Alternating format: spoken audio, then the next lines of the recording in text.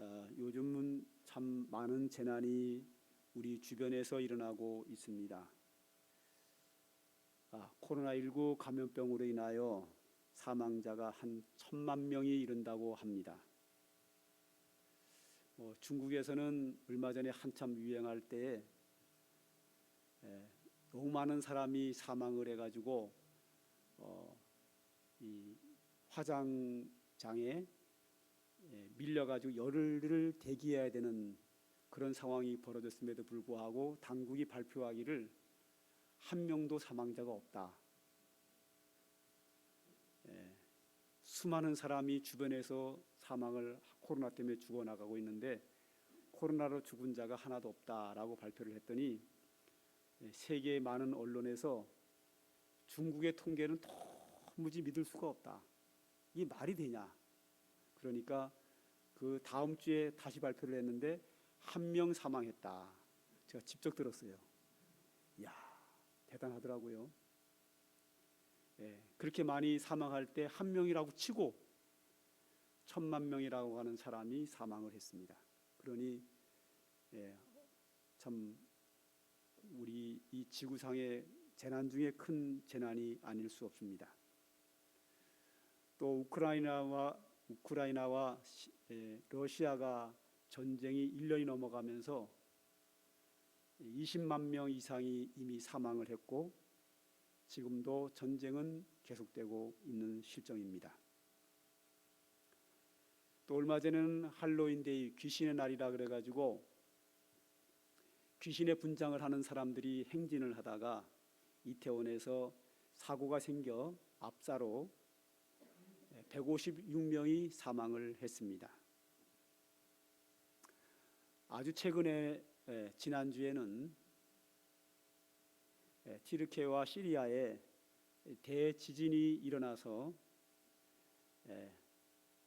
2만 5천 명 정도가 이미 사망을 했고 이제 골든타임이 지나서 이제부터는 대부분이 사망자만 속출할 것으로 예상하고 있습니다.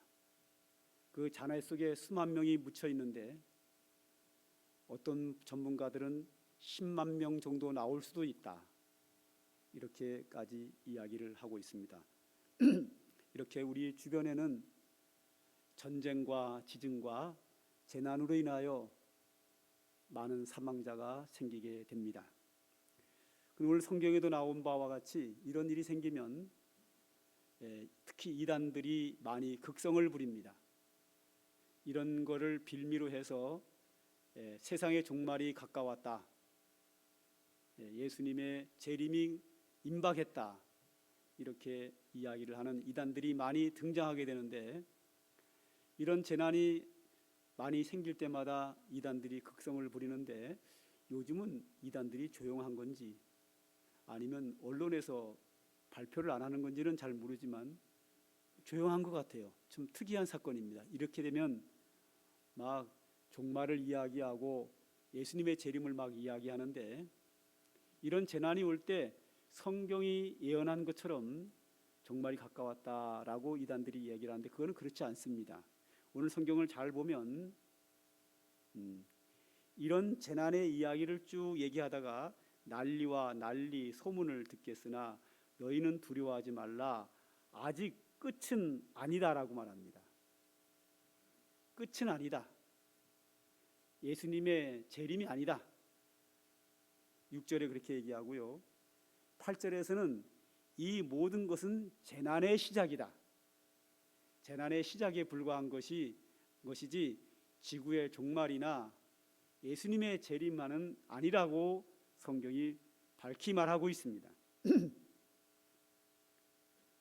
그리고 그 밑에 내려가면 불법이 성하여 사람에게 사랑이 식어지고 천국 복음이 모든 민족에게 전파됐을 때에야 인자가 오리라. 예수님의 재림과 종말이 이루어진다고 합니다.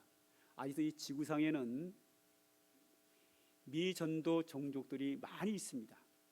아직 복음을 전혀 듣지 못한 종족들이 많이 있기에 예수님의 재림은 아직은 좀 더 기다려야 될 것으로 제가 예상을 합니다. 성경이 그렇게 얘기하고 있으니까요. 이런 많은 재난들은 종말과 재난의 징조는 아니고 재난의 시작이다, 끝은 아니다 라고 성경이 정확하게 못을 박고 있습니다. 그러므로 이런 일이 있을 때 이단들이 종말을 이야기하고 예수님의 재림을 이야기하면 그거 헛소리다, 이렇게 너무 이렇게 신경 쓰거나 두려워 떨 필요는 없습니다. 그러나 우리가 이런 사건들을 보면서 우리가 해야 될 것이 몇 가지가 있습니다. 첫째로, 이런 재난을 통해서 고통을 당하는 수많은 사람들이 있습니다. 우리는 그 사람들을 보면서 안타까이 여기고 위해서 기도해야 합니다. 이번에 지진 사건으로 인해서 가장 제가 마음이 찡했던 것은 한 여인이 이렇게 파손된 집 밑에 깔려 있었는데 구조대원들이 갔더니 출산을 한 거예요. 이제 막 출산을 해가지고 탯줄도 끊지 않았어요. 엄마는 죽고 아기는 살아서 구조대원이 탯줄을 끊어가지고 병원으로 이송했는데 건강하다고 합니다. 이런 사건을 통해 뿐만 아니라 여러 가지 감동적인 사건들이 많이 있었는데, 그 어려움 당하는 사람들을 위해서 우리가 도와줄 수 있으면 좋은데 그런 여력이 미치지 못할지라도 그들을 위해서 좀 기도해주고 마음으로 좀 동참하는 그러한 모습은 우리에게 있어야 된다, 그렇게 생각을 합니다. 또 하나 우리가 기도해야 될 부분이 또 하나가 있습니다. 또 뭘 기도해야 되는가 하면, 그들에게 임한 재난이 우리에게도 올 수 있기에 그런 재난이 우리에게 오지 않도록 기도하고 준비하는 것이 필요합니다. 그들은 재난이 그들에게만 오고 우리에게 안 온다고 하는 보장이 없습니다.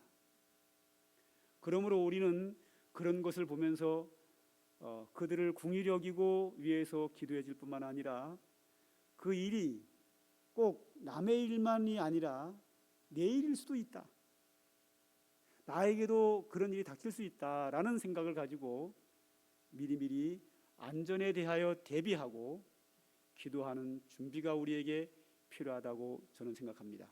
예를 들어서 집을 새로 짓는다 그러면 아산시에 엄청난 폭우가 쏟아질 걸 예상해가지고 폭우에 그 집이 떠내려가지 않도록 지금 물가에는 앉았으면 좋겠어요. 왜 자꾸 물가에 집 지어나가고 자꾸만 폭우 쏟을 때마다 집이 떠내려가는지 모르겠어요. 그러니까 아산시에는 다른 지역에 비해서 비가 많이 안 온다, 그래가지고 물가에다 집을 져놓으면 생각지 않은 생상을 뛰어넘는 폭우가 쏟아지면 위험할 수 있겠죠. 그리고 그 밖에 여러 가지 일들로 인하여 우리에게도 지진이 올 수 있고 우리에게도 화재가 일어날 수도 있고 여러 가지 재난이 우리에게도 올 수 있다고 하는 그런 가정하에 모든 것에 안전하게 우리가 안전을 준비하고 기도하고 하나님의 돌보심과 하나님이 인도하신 은혜를 우리 늘 기도하며 살아야 합니다. 제가 이 시간 주일날 예배 드릴 때마다 헌금 시간에 축복 기도할 때마다 거의 빠지지 않는 기도가 있죠. 하나님, 우리를 재난 속에서 질병에서 우리를 지켜주십시오. 저는 이것을 예배 시간에 헌금 시간, 축복 기도 시간만 하는 게 아니라 제 혼자 기도할 때도 자주 기도합니다. 우리 성도들이 안전하게 지켜달라고. 큰 어려움이 당해서 성도들이 슬픔의 눈물을 흘리면 우리 교회와 우리 모두의 슬픔이 되지 않겠습니까? 그래서 이것은 담임 목사인 저만 기도해서 될 일이 아니라 여러분들 스스로 자신들을 위해서, 우리 이웃을 위해서, 우리 성도들을 위해서 서로서로 기도하고 준비하는 자세가 우리에게 필요합니다. 우리에게도 그런 엄청난 재난이 우리에게도 올 수 있습니다. 그러므로 늘 안전하게 대비하고 기도하는 것은 우리에게 참으로 중요하다라고 저는 믿습니다. 그리고 오늘 이 본문을 보게 되면 재난을 이야기하면서 아직은 끝은 아니다, 재난의 시작이다 이러면서 어디로 이끌고 가는가 하면 예수님의 재림을 이끌고 갑니다. 그러면서 예수님 재림을 통해서 세상 끝날이 온다고 이야기합니다. 그러면서 우리에게 강조하는 게 하나가 있는데, 그것이 뭐냐 하면 세상의 종말이 오기 전에, 예수님의 재림이 있기 전에 깨어 있어라 하는 겁니다. 이 성경의 종말과 예수님의 재림을 이야기할 때마다 반드시 등장하는 게 뭐냐면 깨어 있으라는 겁니다. 열처녀 비유에서도 그런 얘기가 나오죠. 깨어 있어라. 이 깨어 있으라는 말은 잠을 자지 말라는 얘기인데, 여기서는 우리가 육체의 잠을 자지 말라는 얘기가 아닙니다. 만약 오늘 밤에 예수님이 재림한다 해도 오늘 밤에 자야 돼요, 안 자야 돼요? 자야 됩니다. 밤이 되면 잠자는 게 정상입니다. 밤이 되는데 잠을 안 자면 뭐죠? 그게 불면증이에요.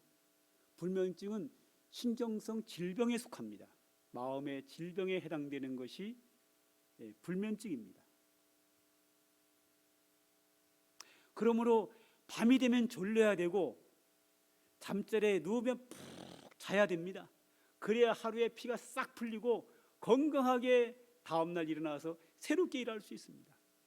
이 성경에서 재림과 종말을 이야기하면서 깨어 있으라는 이야기는 뭐냐면 육체의 잠은 푹 주무시고 영적인 신앙의 잠을 자지 말고 깨어 있으라는 겁니다.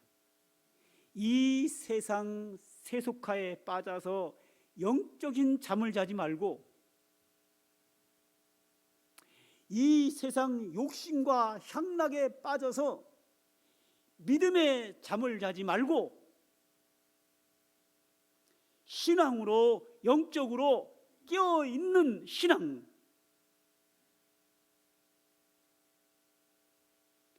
잠자는 신앙이 되면 안 되고 깨어있는 신앙이 되어라 하고 주님이 우리에게 말씀하고 계십니다.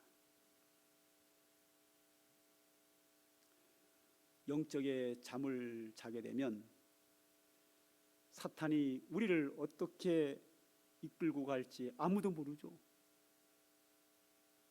깨어있는다고 하는 건 신앙의 긴장 속에서 신앙의 정신을 차리고, 좀 심하게 얘기하면 믿음 생활 똑바로 하라는 거죠. 네, 좀 강하게 얘기했습니다.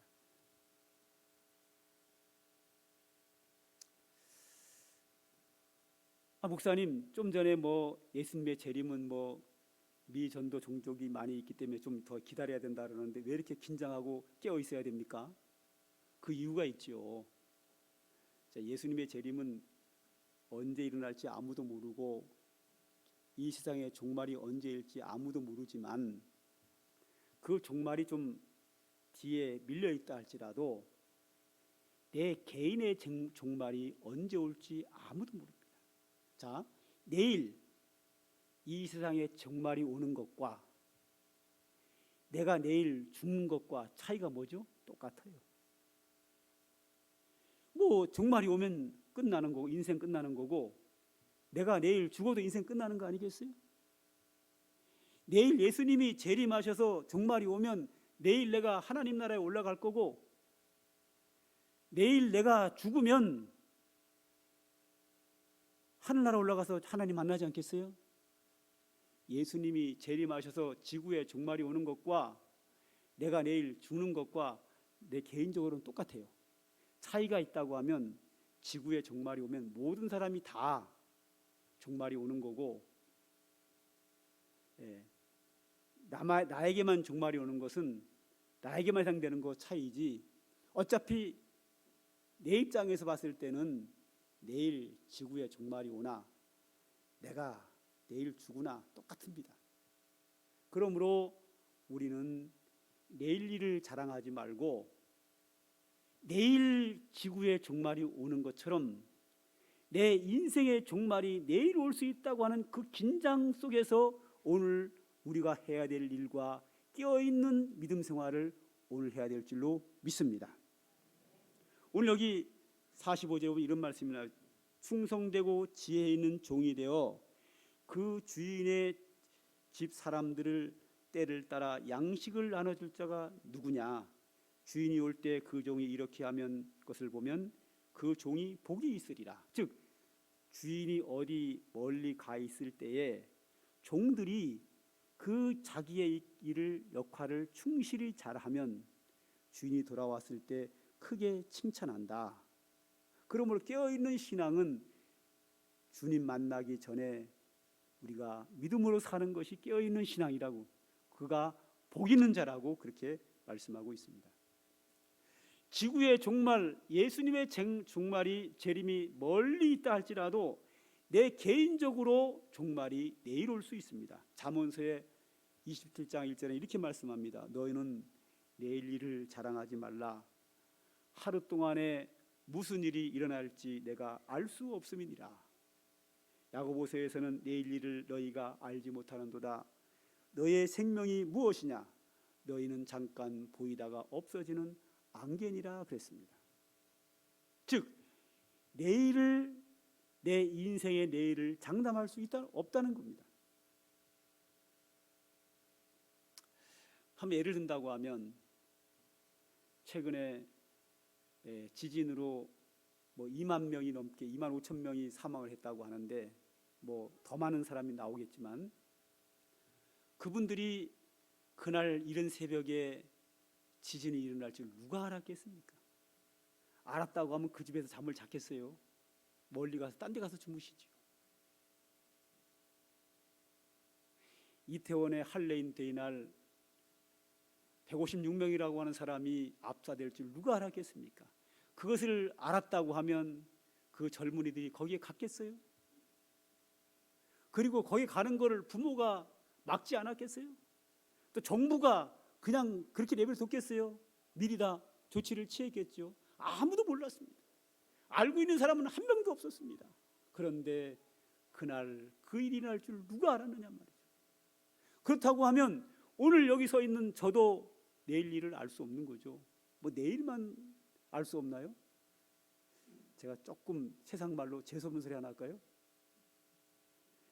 예배 마치고 이 예배당을 나가기 전에 교회당 무너지지 않는다고 누가 장담하죠?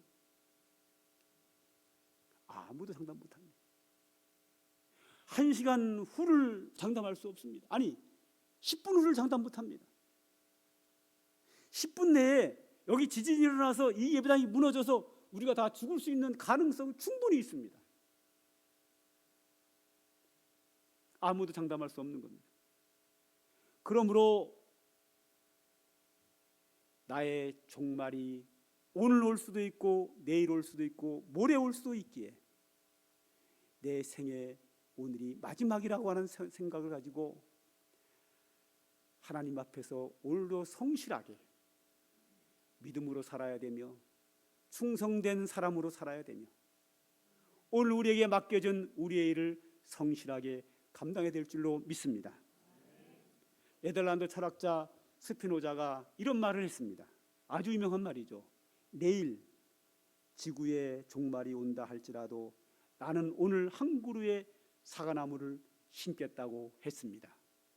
사과나무는 심으면 몇 년 후에 따먹습니다. 몇 년 후에 따먹을 사과나무를 내일 지구의 종말이 온다 할지라도 오늘 심겠다는 겁니다. 즉 이 말은 뭔 말입니까?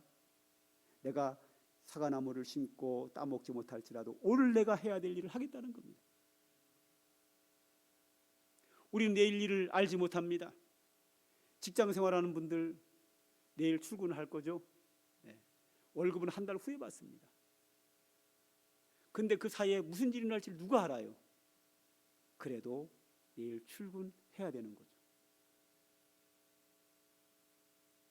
내가 내일 출근해서 일해가지고 하루 수고한 것을 한 달 후에 받느냐 받지 못하느냐는 그것은 하나님이 알아서 하실 것이고 내가 오늘 가야 될 직장을 가야 되고 오늘 하나님 앞에 예배드릴 것을 예배드려야 되고 기도할 것을 기도해야 되고 전도할 것을 전도해야 되고 가족들을 돌아봐야 될 걸 가족들을 돌아봐야 되고 오늘 하나님 앞에서 내가 해야 될 일을 오늘 내가 해야 됩니다.